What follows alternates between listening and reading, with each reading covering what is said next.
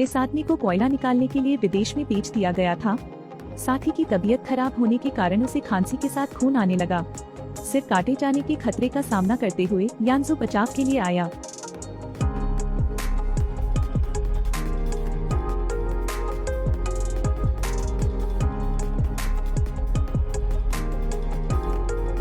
हालांकि चालें बहुत लचीली हैं, फिर भी उनसे लड़ना असंभव है। अंत में उसे फिर भी गिरफ्तार कर लिया गया। बॉस ने यांसू की ओर देखा और कहा, मुझे इसकी परवाह नहीं कि तुम कौन हो, कोई भी जीवित बाहर नहीं निकल सकता। यांसू के जागने के बाद वह 8 सिद्धांतों को जानता था। उनके पैरों में जंजीरें बंधी हुई थी। एक दुखद जीवन की शुरुआत। हर रात जब रात होती है तो सप्ताह में एक बार जिंदगी और मौत की लड़ाई होती है। 8 उपदेश यांसू को बताए गए। जिन लोगों को पीटा गया है वे कर्मचारी हैं जो अपना कर्तव्य पूरा नहीं करते हैं। देखिए कि कौन जेम्स के प्रहारों को सबसे अधिक देर तक झेल सकता है। उसका हर एक अधिकार क्रूर है। सभी घातक प्रहार हैं। उनसे दूर कोई भी नहीं रह सकता। दूसरे दिन यांसू ने जानबूझकर अपने कोयले दूसरों को दे दिए। वह भागने का अवसर बनाना चाहता था। इस बार उनके बॉस ने उनकी आलोचना की, लेकिन जब वह यांसू के सामने था तो उसने सीधे कहा कि वह एक सैनिक था।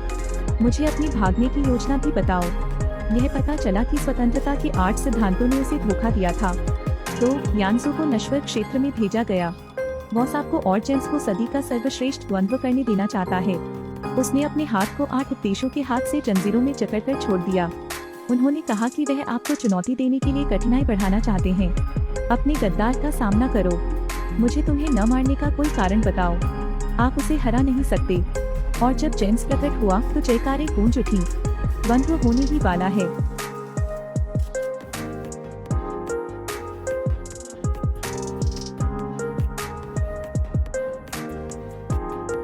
उन दोनों ने मिलकर शरीर को मान से दबाने की चाल चली, जिससे सीधे जेम्स का नाम जमीन पर दब गया।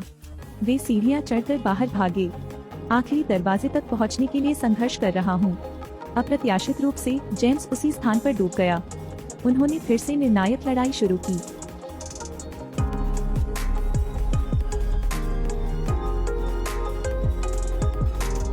आठ उपदेशों ने घूमते हुए प्रोपेलर को रोकने के लिए एक चाकू का उपयोग किया। इस समय अन्य लोगों ने भी पीछा किया और दोनों ने अपनी गति बढ़ा दी, लेकिन अप्रत्याशित रूप से जेम्स ने उसका पैर पकड़ लिया। इसी क्षण वह तलवार टूट गई। वे तीनों बाहर भागे। यांसू ने सीधे उसे एक लात मारी।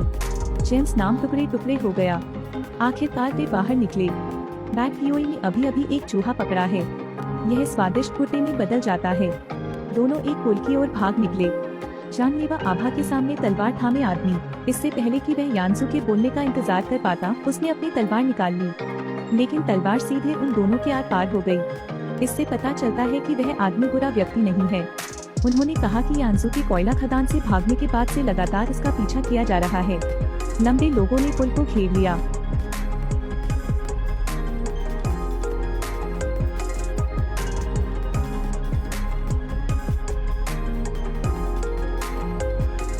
लड़ाई खत्म हो गई है।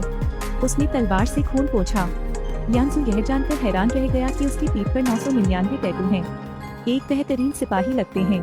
फिर वह उन्हें वहां ले गया जहां वह रहता था। मुझे उम्मीद है कि यांसू का मुकाबला मेरे साथ हो सकता है, क्योंकि वह यांसू को एक दुर्जय प्रतिद्वंद्वी के रूप में देखता है। वह अपना 1000वां टैटू बनवाना चाहता है। यह एक योद्धा का सम्मान है। दोनों सदी की निर्णायक लड़ाई में उतरने की तैयारी करते हैं।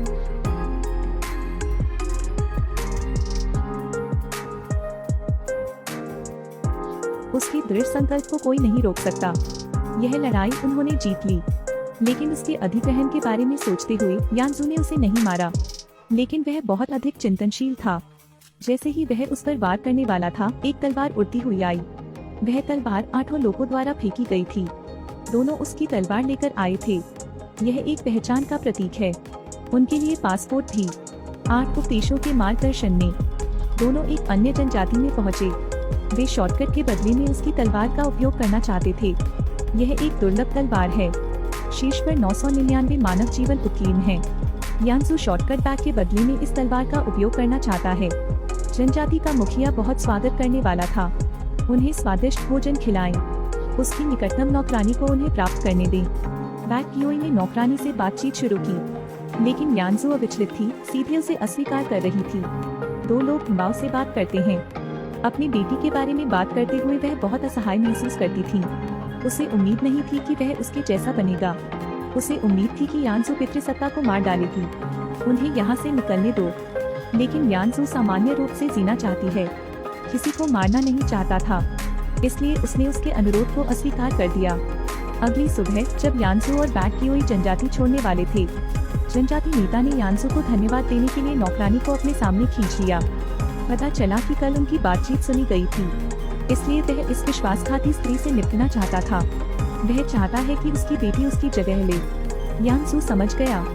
उसने निश्चय किया कि वह उन्हें अपने साथ ले जाना चाहता है, लेकिन मुखिया ने उसके पैर पर चाकू से वार कर उसे घायल कर दिया और उसे चेतावनी दी, तुम एक सैनिक हो लेकिन बिना हथियार के अकेले हो। यह सुनकर यांसू ने इधर उधर देखा और फिर लड़ने का रुख किया।